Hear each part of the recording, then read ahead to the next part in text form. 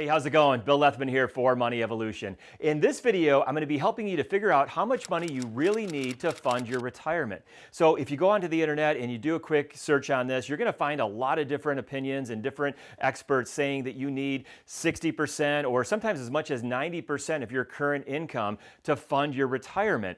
And that may be a generalized, decent rule of thumb that you could use to get a quick idea of how much money you might be spending in retirement. But in this video, I'm going to get into a little bit more detail on this. Still a relatively simple process that you can use to get a lot more accuracy on figuring out how much money you need to live on in retirement. And then we're also going to talk about how much money you might need to have in your portfolio to fund that living expense. But real quick, before I get into the content of today's video, if you're watching this and you'd like to learn more about what we do at Money Evolution, head over to moneyevolution.com. Check out some of the links we'll put down in the description below for all of our free resources, including our retirement launchpad. So if you're planning for retirement and you're starting to get organized or want to get more organized, that retirement launchpad is going to be a great tool to help you do exactly that, to start to create your budget, take an inventory of your different financial assets, and really start putting some of this together. We also have our ultimate retirement planning checklist as well.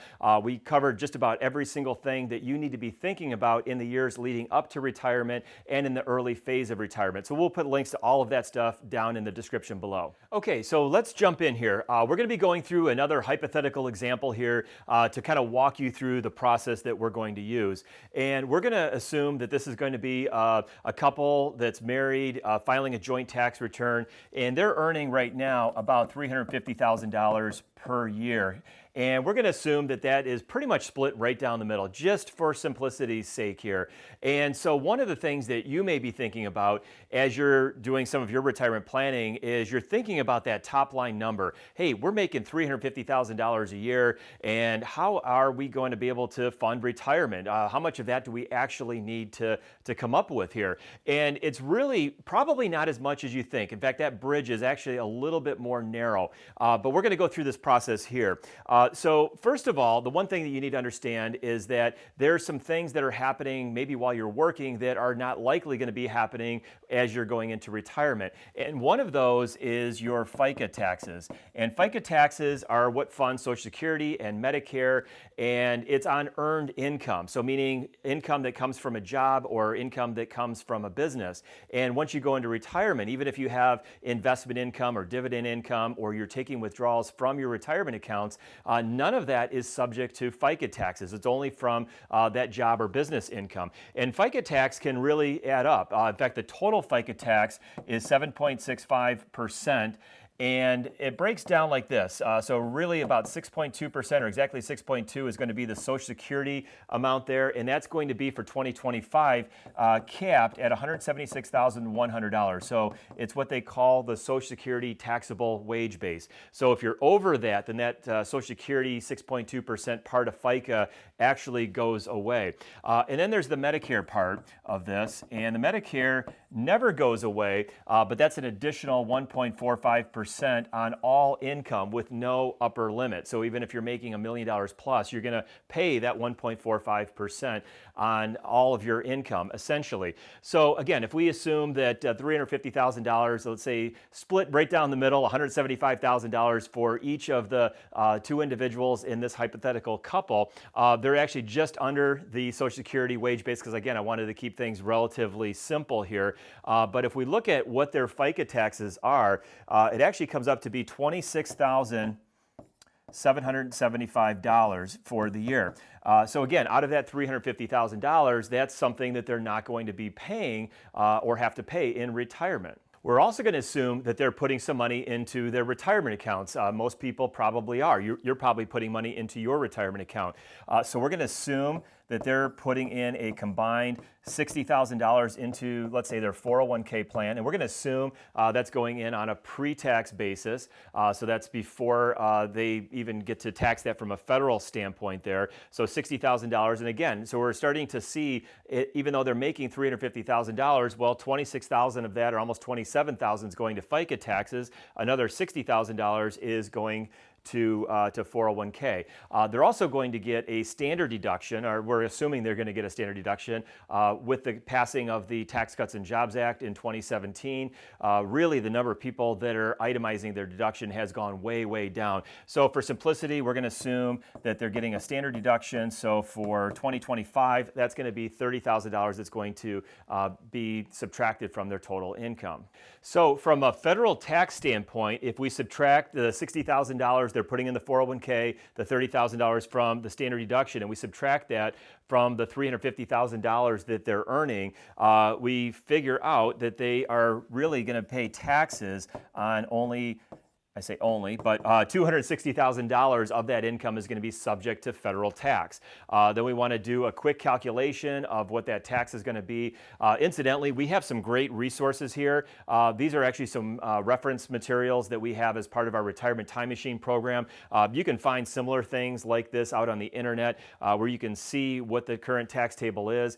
And so if we look at that $260,000 of income, we can figure out that they're in the 24% tax bracket, but if we look at it from an effective tax rate, and this is something I just made a video about a couple of days ago, the difference between marginal tax rate, which is the tax you're paying at the top end of income. So if you make $1 more, that's your marginal tax rate, whatever tax that is. But there's a blended rate. So even if you're making $1 million, some of your income is going to be taxed at, well, some of it's going to be zero tax. Some of it's going to be at 10% or 12%, 22%. So $260,000 of income is going to put them in the 24% tax bracket. But we can see even if they were at the very high end of that 24% tax bracket, their effective tax rate would only be 18.9%, even though that marginal tax rate is 24%. So that's something sometimes people may not get entirely right. But when we run that $260,000 through the tax table based on 2025 rates, it's $48,094. So $48,094 is what their federal tax is. And so we could subtract that from that. Oh, before we do, actually, we're going to also subtract out their FICA tax that we calculated earlier. And so that FICA tax is $26,775. And so we subtract both of those numbers. I've got it written down here, 185, 131. And so really after some of those deductions and things, that's really what they're effectively living on right now. So that's really the first step in this process, is to figure out, even though you might have all of these other things going on, making $350,000 a year, they're effectively living on just $185,131. So that's a lot less than that $350,000. So what we want to do next is we want to think about and kind of put ourselves into the future. What is it going to look like in retirement? What is going to be different about retirement versus what it is right now? And you're likely to have some things. In fact, most of our clients have some things that are significantly different. So this is going to be step 2. And so one of those things might be a mortgage. And so if you're paying a mortgage right now, maybe your goal hopefully is to pay that mortgage off before you retire. So if we say that mortgage is $4,000 a month and that's going to go away, we also want to make sure we're using just the principal and interest. So if you have taxes and insurance rolled into your mortgage payment, you don't want to subtract that because you're going to have to pay those taxes and insurance throughout the rest of your lifetime. But we're going to assume that they're paying principal and interest of $4,000 a month, which would be $48,000 a year. Let's also say that maybe you have kids that are at home and you're still funding things like soccer and piano lessons or school expenses. There's obviously maybe a lot more food that you're buying for your household, and that's got some expense there too. And then as the kids move off on their own and become established adults, you may not have some of those kids-related expenses. So I'm going to say kids expenses, and we're just going to say that's $15,000 that we have there. And then you want to think about what is going to be different in retirement. And for many people, you might have some extra expenses in retirement, and one of those is going to be healthcare, probably, depending on what you have right now for your current healthcare arrangements. If you have your company paying the lion's share of that, healthcare expense, maybe through a subsidized healthcare plan, and you go into retirement. At the very least, when you reach your full retirement age, most people are going to have to pay for their Medicare expenses. But we're going to assume that you're going to have $15,000 of healthcare expenses. And by the way we're doing this is we're looking at this kind of out into the future at what we refer to as your full retirement age. And that's where income and expenses sort of get more normalized and you don't have the kind of fluctuations. I'm going to talk just at the end about what it looks like to fund the early part of retirement. You also might have some extra expenses like travel and maybe some recreation, hobbies, things like that. You're going to have a lot more free time. So many people want to put in their budget for retirement, some extra things that they want to do in retirement. So you've got $20,000 of extra expenses. So, so you had up here, you had $63,000 of expenses that are going to go away, but you added back in $35,000 of new expenses that are going to be there for retirement. And so what that's going to mean is it's going to be a net reduction of $28,000 of your expenses there. So if we subtract that $28,000 from the $185,131, we come up with our new retirement lifestyle need of $157,131. And now we're actually less than half of where we started at that $350,000.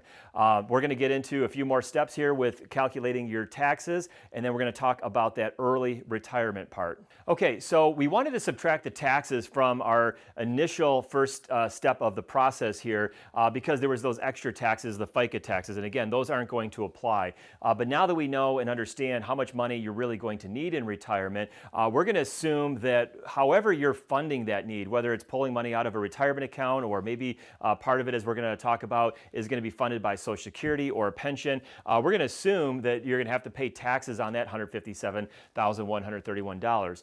Now I know Social Security is only taxable up to 85%, but again, we're going to keep things simple and we're just going to assume that Social Security is going to be taxed just like everything else. So if we keep things simple and we say you're getting the $30,000 standard deduction, and I understand that there's going to be some inflation and standard deductions are probably going to go up over time as the IRS increases that with inflation every year. If you need $157,000 in today's dollars, you're going to need more than that. But again, we're just kind of walking through the process here, keeping it relatively simple. To really get into that long-term inflation and growth of the portfolio and contributions that you're putting into your 401k plan, really getting into that kind of minutia, you're going to have to build a spreadsheet of some sort or use some advanced financial planning, retirement planning software that's going to be able to do that. I've seen some clients put together some really great spreadsheets that are very detailed, but of course we have our way of doing it too with the eMoney financial planning software where we can map all this out. And just a quick plug, you can get access to that eMoney software through either our high-end Money Evolution plan or the Retirement Time Machine program, which is an educational-based financial planning, retirement planning program with a financial plan kind of tied into it, and we still have a lot of support that goes along with that there. So $157,131 minus the taxes there. We have basically $127,131. That is the amount that we would have to pay taxes on in retirement to cover that $157,131 of expense need. So when we run that $127,131 through the income tax table, we have $17,757 in taxes that we're going to have to pay basically on that $157,000 of income.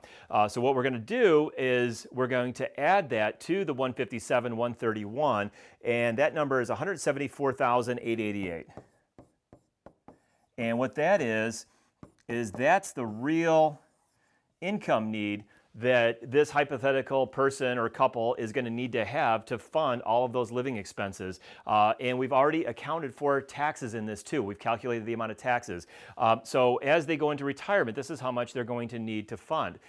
So the last step of this, the step 4, is going to be to start to add in any predictable income sources that you have. And I'm guessing that pretty much everybody watching this video is going to have at least some Social Security benefits, but you might have a pension as well. You might have rental income. income that you get some regular income from that. But you're going to want to take and add in or subtract rather, all of that predictable income. So here we're going to assume that they have $70,000 of combined Social Security benefits. And again, I'm trying to make my math as easy as possible here. So we basically subtract that. So we need $104,888 is the amount that we're going to have to go to those portfolio assets, your portfolio assets that you built up for 20, 30, 40 years plus, working and contributing to things like 401ks and IRA accounts and things like that. So that's your real need from the portfolio, and that's really probably the most important part of this whole process. So if we need, let's say, $104,888, how much money do we need to support that? Well, something I've talked about in many other videos, and I'm sure you've heard of, other people talk about as well, is that 4% rule. And that basically just says that if you limit your withdrawals to 4% or less per year, you've got a pretty good chance or probability that the money's going to last you for the rest of your lifetime. I like to use something a little bit less than that. And again, we've got some other moving pieces that we haven't really included here. But if we just wanted to get some simple rule of thumb here, we could say we're going to divide that by 0.04. And so that would be, I'm just going to round this off here. We're going to say we need a little bit over $2.6 million to fund that $104,000, almost $105,000 of living expenses going into retirement. So that's basically the quick rule of thumb if you're working on putting this together and just trying to see if you're on the right track. Of course, if you're still working, especially if you've got 5 years or even 10 years to go before you retire, there's going to be a lot more moving pieces with the growth of your portfolio, any contributions that you're making, and things like that. The last piece of this, and we'll say that's step 5, that's going to be, what does it look like for early retirement?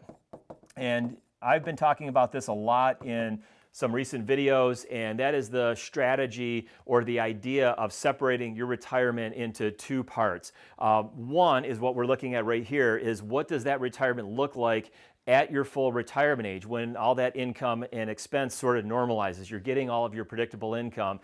Because if you think about it, if you retire early, and especially before 60 or maybe before 62 when Social Security is eligible, well, you're not going to have that $70,000 coming in from Social Security. So instead of needing just $105,000 roughly, you're going to need that full $175,000 from your portfolio. And that's going to mean some much bigger withdrawals in the early part of your retirement. In fact, it's not at all uncommon for us to see clients that have withdrawal rates that are even 5 or 6 and sometimes even 8% in the early part of retirement. But as long as we account for it and we plan for it individually or separately, then what it looks like at full retirement age, we can still make that work as long as we get to that point at full retirement age and we have enough money in the portfolio to where our withdrawals that we need from the portfolio are not exceeding that 4%. So for early retirement, let's say somebody wanted to retire, this couple wanted to retire at age 65. So that would mean, and I'm going to round this off here a little bit, so they need $175,000 for 2 years to fund them for 65 and 66, and at 67 they're going to get the Social Security. So they basically need an additional $350,000 at the time they retire at 65, in addition to that $2.6 million. So they basically need a total, then rounding up here a little bit, of $3 million to fund that at age 65. If they want to retire at age 62, obviously they're going to need 5 years, and that's going to be another $875,000 that they're going to need to fund that, because that's going to be $175,000 times 5, and so that would put them at basically about $3.5 million that they would need to fund that retirement. So I hope this process has been enlightening a little bit. I think a lot of people that we have coming in to meet with us, they sometimes can get overwhelmed because they're fixated on that $350,000 or whatever their current income is, and they're basically looking at retirement saying, hey, what happens when that goes away? And I just have to rely on my portfolio or a little bit of Social Security in my portfolio. I'm not going to get anywhere close to that number. So the purpose of this video is to say you basically might be closer to retirement than you think as you start to put together all of these different moving pieces. And again, we're doing the best we can with just a calculator, a legal pad, and a whiteboard here to give you the process of this. But again, like I said earlier, there's a lot of moving moving pieces in this: taxes, inflation, growth of the portfolio, contributions, and things like that. So really, to put that all together, you need some sort of a financial plan that's going to be able to map it all out and show you what that looks like. It's also going to give you a lot of insight on what your tax situation is going to look like in the future, because everything is not quite as cut and dry as what we're kind of outlining here in this hypothetical. We're using a couple that's both the same age. They're going to get Social Security at the same time. They're going to retire at the same time. In reality, spouses retire at different times. Some spouses might retire as much as 4, 5, 6 years earlier than another spouse, or somebody might work a little bit part-time in retirement because they want to keep active or busy, or do some consulting, or whatever that may be. And like I said, there's a lot of moving pieces to that. So putting it together in some type of a advanced planning tool like what we use, I think is especially important. So anyway, I hope this video was helpful for you and valuable. If you like it, go ahead and hit that subscribe button. Check out some of the resources that we have in the description below, and I'll see you back in one of my next videos. Thanks.